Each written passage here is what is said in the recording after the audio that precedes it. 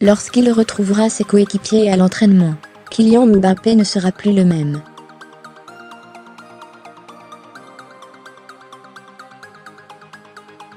De même pour Presnel Kimpembe et Alphonse Areola.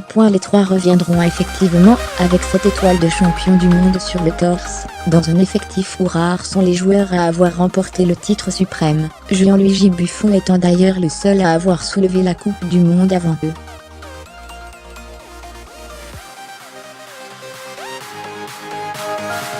Certains fantasmaient d'ailleurs sur une possible jalousie de Neymar, vis-à-vis de Kylian Mbappé, le Brésilien ayant déjà quitté le Barça pour ne plus être dans l'ombre de Messi.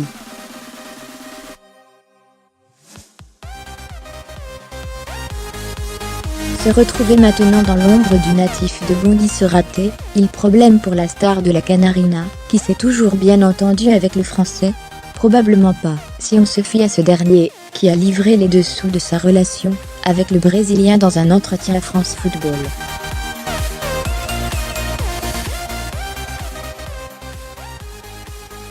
Il a notamment expliqué que les deux hommes se sont envoyés des messages tout au long du mondial. Ça va peut-être surprendre, mais il m'a envoyé un message après chacun de mes matchs.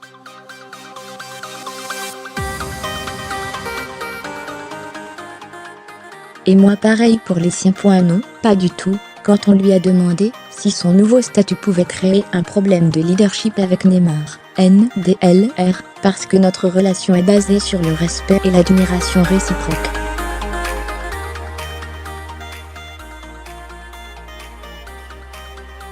Il m'a dit qu'il était très content pour moi et je le crois, car c'est vraiment un bon mec.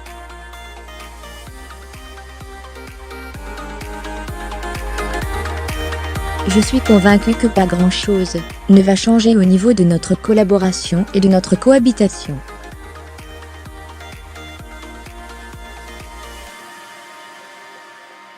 Les choses sont claires entre nous. C'est juste dommage que nos plans n'aient pas fonctionné, a-t-il ajouté, avant d'expliquer ses fameux plans plus en détail.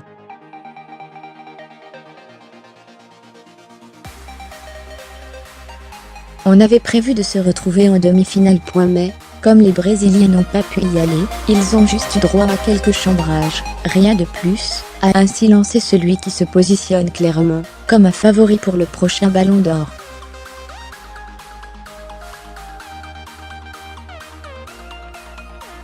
Les deux hommes, qui semblent donc s'entendre à merveille, auront maintenant un objectif commun, remporter la Ligue des Champions avec le Paris Saint-Germain.